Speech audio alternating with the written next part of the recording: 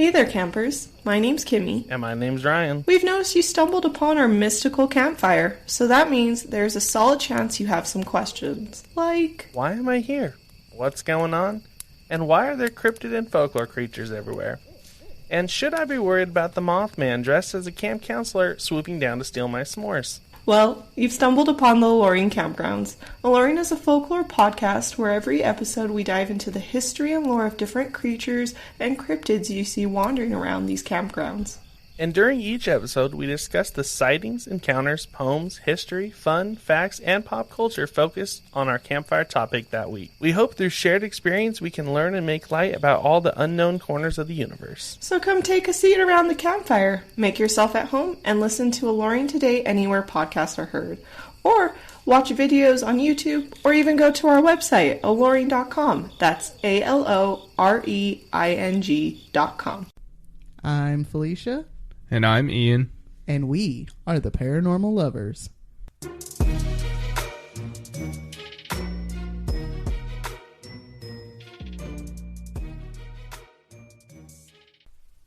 Hello, paranormal dudes, dudettes, and dudays. Welcome back to another episode of the Paranormal Lovers. Hi, guys. Hey, guys. Hope you guys have had a good week. Thank you for joining us back here for another episode. We had a crazy week. Oh, my God. I'm still recovering from it, honestly. Me too. That's why my mood's been shitty the past few days, because I worked all week. All week. Somebody got him a little couple days off this week, so he's not quite as exhausted as I am. But not as bad. So I guess we'll go ahead and say, what did you love about this week? I loved seeing Atmosphere, and I loved seeing the Dirty Heads. I loved spending time with Patty, playing video games this week. It's been fun. I loved seeing her go to her first class of kindergarten. That was like, wow. Say she will already be in kindergarten for 2 days once this comes out, but she's already the teacher favorite. Yeah. So. Well, she's a helpful kid. She is a helpful kid. She wants to help. That, she was helping a nonverbal child that's in their class as well, so the teacher was like, I'm going to yoink her into my class. Yeah, she grabbed her and pulled her in. Yeah, and we really like that teacher. She's really nice. She is. So, yeah. Atmosphere was... What did you like about this week, baby? Atmosphere was good. But I think the Dirty Heads concert was probably one of the best times I've ever had in my life. Yeah. And I feel like I have, like, you know how sometimes they'll have, like, they say you have, like, the wedding blues after your wedding's over because you've been, like, planning it and hyping it up so much. Sure. And then it's over and you're just like, oh, shit, what do I do now? It's Yeah. kind of how I feel after seeing Dirty Heads. Like, it was such an amazing show, and it was, like, electric, and there was, like, there was this amazing energy to it. It rained on us, so we got, like, sopping wet for the first, like, half of the concert. And, yeah. Yeah. And yeah, it was good. Really cool, because Lupe Fisco was one of the opening acts for Dirty Heads, and he ended up running into Sean from Atmosphere on the streets of Asheville, and he was like, hey, I'm going to come do a set at your show, too. Yeah, he crashed the show. Yeah, so we got to see Lupe Fisco twice, so that was pretty cool. It was cool. Definitely shout out to Zoo DePhil and Garrett Gloom. Yeah, that guy had a cool Galaga tattoo on his hand. Galaga tattoo on the back of his hand. It was like the little spaceship, so he could, like, make a fist and spaceship people like a Galaga. Yeah. And Hebel. And then the opening acts on Dirty Head were The Little Strangers and Lupe Fisco again. And there was one more before we got there. Yeah, I didn't notice who that was. Forgot what the name of them was, but yeah, but it was a fun place. They were good too. If you ever make it out to Asheville, I highly recommend going to the Orange Peel for a show, or even Rabbit Rabbit, which is where we saw Dirty Heads. Yeah.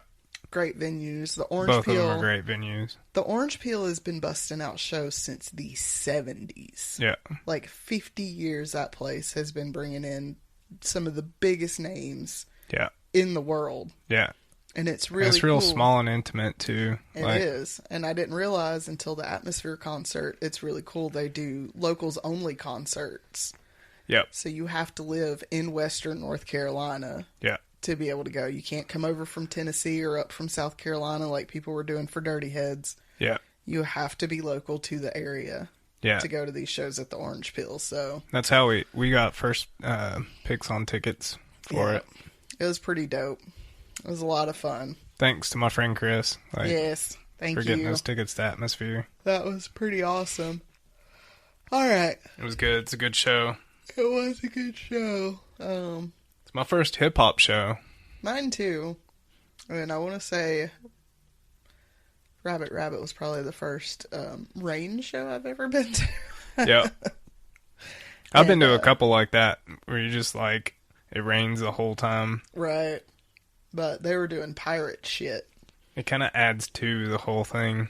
Dirty Heads had their pirate theme going on, so I was on another plane at another level. It was amazing. I'd do it every day if I could, but I can't because I'm gonna be 37 next month. Oh man, we were both destroyed. The bitch is tired. Yeah, because we went to see Atmosphere on Tuesday. Came and crawled out of the car like, ugh. And then we went and see Dirty Heads on Wednesday. And then you had to work on Wednesday, and I had to work every other day. Plus, we don't have air conditioning in the kitchen at work right now, so it was just a lot. It was.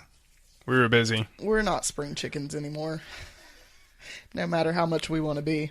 Yep. All right, guys. So this week's episode is actually was picked by Patty. Nice. So y'all have fun with that. We were sitting on the couch one day, and I was trying to figure out what I wanted to do an episode on, and I knew I wanted to do mythological creature. So I just Googled mythological creatures, went to the images, and I was like, "Hey, Patty, which one of these should I do?" Nice. And she was like, "Oh, you should do dragons." Nice. And I was like, "Bet, I'll do dragons." So this week, love me some dragons. Yeah, this week's episode is about dragons. Sweet. Many, if not all cultures, have lore, legends, or myths about dragons. They started out in many places being depicted as a snake or a very large serpent. Over the years and through the combinations of cultures and colonization, they have been transformed into large beasts with wings that are usually capable of breathing fire. And most people, not everybody, I'd say most people, especially ones that listen to this podcast, have watched Game of Thrones. Sure. The Mother of Dragons. Mm-hmm. Love dragons. I'm not going to be able to watch that show with our child when she gets older because that's right. Awkward. She can watch it by herself. Yep, for sure. Now, the word dragon comes from the Greek word drakon, which is D-R-A-K-O-N, which was used for any large serpent, including sea serpents. In some Middle Eastern countries, they have very large and deadly snakes, and as such, all snakes are seen as evil and dangerous. For example, the Egyptian god Apophis is depicted as a large snake and is known to be the demon of chaos and the nemesis of the sun god. Oh, that's interesting. Mm-hmm. That's the name of one of the asteroids that's coming by in 2032. Great. Yeah. Great. Gotta love a chaos asteroid. Look it up, you guys. Of course, Christianity has warped the image of the dragon to fit their narrative, often using the dragon as a symbol of sin and paganism. They are often depicted in Christian art as being stepped on or seen underfoot of some saint or martyr. And fun fact, St. Patrick, people say that he ran the snakes out of Ireland. Yeah, with the big club. He ran pagans out of Ireland. Ah, okay. Yeah, he's an asshole. Shocker. And I hate it because I love St. Patrick's Day. I know, that gives me a way different opinion about it now. Yeah. Yeah. When I was doing the research, it had said that, it wasn't actually snakes, but it was a certain sect of pagans that had their own temple and shit. And he went ran them out of town and burned their temple down. Wow. So there's that. That's crazy. Usually they are depicted as having 4 legs. There are some that have 2, but those are typically called wrens. I think it's W-Y-V-R-N. Wyverns. V-E-R-N. Wyverns or worms? Well, I've actually seen some that were just spelled worm, W-Y-V-E-R-M. RM, I think. Yeah. For some reason, my brain's always said wrens. I don't know why. They can also have one head or many. Because they have such a fear-inducing look about them, they were and still are used in war emblems. Nice. Norse warriors often painted dragons on their shields, as well as carving a dragon head into the prow of their ships. And if you've never watched Vikings, go watch Vikings. Oh, yeah. What are you doing with your life? It's a great show. It was an amazing show, and I was pissed off about what they did with Ragnar. And I haven't really watched it since they killed that guy off, so... Right.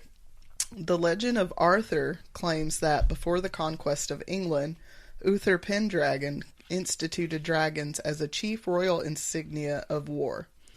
In the 20th century, the dragon was officially incorporated into the coat of arms for the Prince of Wales. In some Asian cultures, the dragon is seen as a beneficent creature.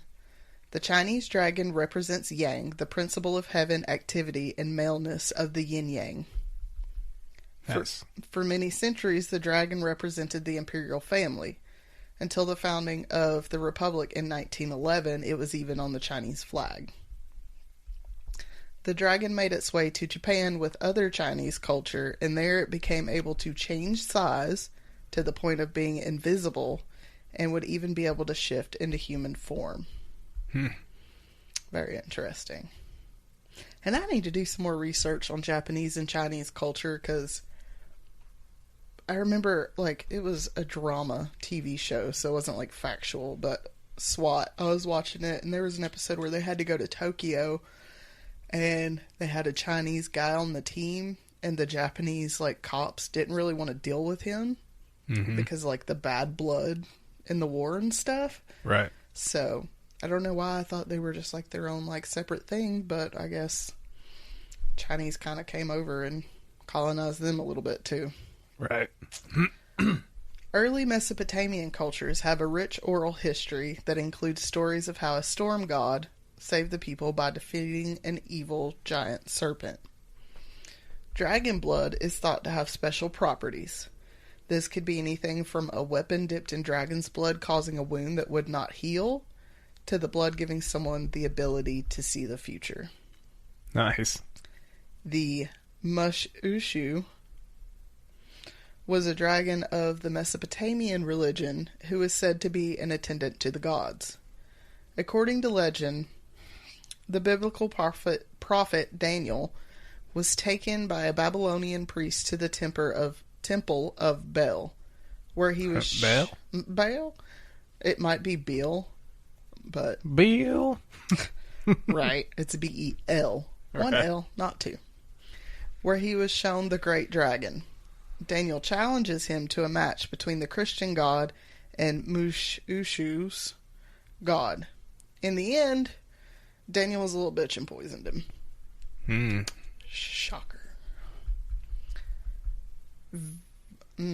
Viritra was a dragon from early Vedic or Vedai religion. He was seen as evil and the personification of drought. He was also thought to be the firstborn dragon and the enemy of Indra, a deity seen as a protective god. It is said that Vitra would block the rivers that were vital to the people until Indra finally defeated him. Oh, I'm sorry, y'all. I told you. I am not recuperated. It's a rough week. Shoot, damn. In the Christian Bible, but definitely not in the show Supernatural, Leviathan is a serpent up to 300 miles long. He is said to have double armored scales that are so tightly packed together not even air can flow through. He has glowing eyes and skin and can breathe fire. Yeah, if you've ever watched Supernatural, which again, if you haven't, what the were you doing with your life? Right. But in Supernatural, the Leviathan are just these weird things. They're like people, but they eat people. And all I can think is Dick. You remember Dick? He was a dick. Right. He was also a Leviathan. It is said that there were 2 Leviathan, a male and a female, but that they were corrupted shortly after their creation, and the female was destroyed to keep them from breeding so that their offspring would not devour the world. That's kind of the plot of Subnautica, kind of. Yeah. That's a great game, guys. It's got a couple of Leviathans in it. That's cool. Plays on your fear of underwater. Right. Or big, open underwater spaces. Right. According to the Bible, in the end of days, Yahweh will come to earth and slay the beast. Of course he will. Typhoon was a serpent beast created by Zeus's mother after he overthrew his father because she was like, I think you were kind of an asshole for doing that, Zeus. So I'm going to send this big snake thing to come fuck with you. Snake dragon guy to come fuck with you. So Typhoon would terrorize the gods on Mount Olympus until Zeus, together with some of his siblings, were able to defeat him. Aquaman. Yeah, no, I don't think it was Aquaman. I don't actually remember who the hell Zeus's daddy was, but... Yeah, I don't know either. Hydra was a multi-headed serpent that lived in the lake of Lerna. There we go. Which was thought to be the entrance to the underworld. She had 1 immortal head, and any time any of her heads were chopped off, she would grow 2 more back in its place. Nice. And I actually remember watching this from the show in the 90s. Mm-hmm. It was thought that she would never be defeated until Hercules came along. Hercules. And there was an episode where he did this. Right. He cut off all of her heads while cauterizing the wounds, and then he buried the immortal head deep, deep underground. That's a great show as well. It was such a good show. I was a bit more fan of Xena, but... They have hydras in D&D. Yeah. They're super powerful. Each of the heads that has a different thing on it. It makes sense. And it does that in D&D as well. You chop one off, 2 will come back. That's no fun. Yeah, you gotta kill it quick. So you have to remember the next time you have a game and there's a Hydra that you have to cauterize the head wound, the neck wound. That's a good idea. And then bury the immortal head. Right. So it cannot grow back. So maybe like a earth spell to bury it, chop it and then bury it. Yeah, maybe. Can you combine spells? Yeah. I mean, if you have a 2 different fire spell. If you have 2 different magicians, you can have one cast one cast another. Yeah. So you would need to do the earth spell while also doing a fire spell to cauterize the wound. Right. Now, in South Africa, they have the legend of the Cane. She was the daughter of a great and powerful chief. Her parents passed away, and although she was not yet an adult, she was tasked with raising her 2 bratty brothers. I said bratty. Sorry about my voice, y'all. I yelled a lot. She did. At the concert. It hurts. When they came of age, she sent them to a school for warriors high in the mountains. When it was time for the students to graduate, they were gifted with clothes and a shield made from the hide of great predators. The Cane had done this, making these things from the hides of lions and other predators. But her brothers felt it was not a good enough gift, and they wanted these things to be made from the skin of the Nanabolele. Nanabolele. Yep. I said that as well as I can. A Nanabolele is a water-dwelling dragon of Basotho mythology. Blah, blah, blah. Got marble mouth. They were said to be very hard to kill. They always came around in a cloud of red smoke and gave off a glowing light in the dark. Interesting. Very interesting. The Cane was determined to honor her family and her brother's wishes, so she gathered some warriors together to hunt down the beast and slay it. They went and found the largest beast they could find, slayed it, and Cain was able to gift her brothers the gifts they wanted. And she is actually known as the dragon slaying princess or something like that. I should have wrote it down, but she has like a cool name. Nice. Now today it is thought that she may have actually killed an alligator. Because, you know, there's a lot of those. And they get big. And they I'm get super sure big. Back in the day, they got much, much bigger. I'm sure. Than they do today. There wasn't many things that were killing them back then. No, and honestly, there's not much that kills them now except for people. Yep. Humans. Humans are Gator one of the skin. largest predators to every predator Everything on this planet. Yep. Alright, now in Haitian voodoo, there are Lawas, Dambala Weedu, and Edo Weedu.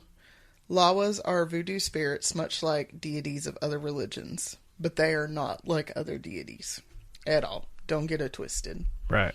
Even though we've talked about this some when people were brought over from Africa during the transatlantic slave trade, they were forced to give up their religions and their spiritual practice. And so instead of actually getting rid of them altogether, they would tie their deities with saints. Right. Of like Catholicism, Christianity, and stuff like that. Right. Dambala is actually tied to St. Patrick. Like when they do their whole Christian thing. Right. That's who they pray to. I want to say I've heard that somewhere else before. Yeah. And in reality, they're praying to Dambala whether they realize it in this day and age or not. Right. Legend states that Dambala was wrapped around the earth, and when he saw Ada in the sky as a rainbow, he fell in love. And she is actually known as the deity of rainbows and fertility. Nice. They came together and danced their magic over the continent, always intertwined together as one. Probably along with the Atlantic slave trade, they both came across the ocean to bring their power and magic into the New World. I believe it is in New Orleans voodoo that they say that Dambala crossed over the ocean while Ada stretched herself across the sky in a great rainbow. Didn't we go to New Orleans like right around March or something? Where did we go to New Orleans? Oh, shit. I can't remember. I want to say it was in like July. Was it? Yeah, because it was like 107 degrees down there. I'm just trying to figure out where I heard that before. But You know what? I don't really know. It could have been on something either. you watched on TV or whatnot. Could have been. And obviously, that's not all the dragons, and that's not all the dragon lore inside of out, you know, in the world. Right. But the way we format this podcast, that's all I'm covering today. Right. So that's a few descriptions as well as a few of different cultures and religions, you know, thoughts on dragons. That's pretty cool. I like it. I hope you enjoyed it, and Patty's going to be so stoked to hear the dragon podcast. Oh, And yeah, she's she been will. calling it all week. She's like, Daddy, she's like, Mama, she'll come up to me and go, you doing the dragon podcast? I'm like, yes, can you hush, please? Yeah, she didn't tell me. And she'll look at Daddy and go, I can't tell you. I'm not telling you what it is. And I'm like, could you hush? Just hush. Why are you talking about it at all? Just... She was thinking about it for sure. All right, guys. Well, we appreciate you joining us today. Yeah, thank you guys for listening. If you would like, you can find us on Instagram at The Paranormal Lovers. You can come see our faces. And Hey. yes, I did take my braid out, so I got my afros poofing up. Yeah. But She needed a wash. I do needed to wash. I'd had them in for about a month, and there was a lot of buildup and fuzz. So, you can follow us on YouTube to see the videos by searching at The Paranormal Lovers, and you can also send us an email at the Paranormal Lovers. I cannot talk today. At the Paranormal Lovers at yahoo.com if you would like to send in a topic request or just to say hi, eat shit. I mean, whatever you want to do, just send us an email. Give us a holler. Give us a holler. Also, if you want to send in personal stories, I'm still waiting on some personal stories, people. Yeah, send us something cool to talk about. I mean, We'll it read doesn't it. have to just be, you know, spooky stuff. It could be Give true our crime. opinion. It could be about your dog. I don't care. Just send it in. I'd like to know. Also, if you want to send me pictures of your dog, send me pictures of your dog. Yep. Love them. We love animals. We do love animals. Thankfully, our cat quit scratching and meowing at the door, so... Yep. Thank you, ma'am. All right, guys, and we will see you next week for an Ian episode. Woo, woo, woo, woo. All right, guys. Bye. Bye, guys.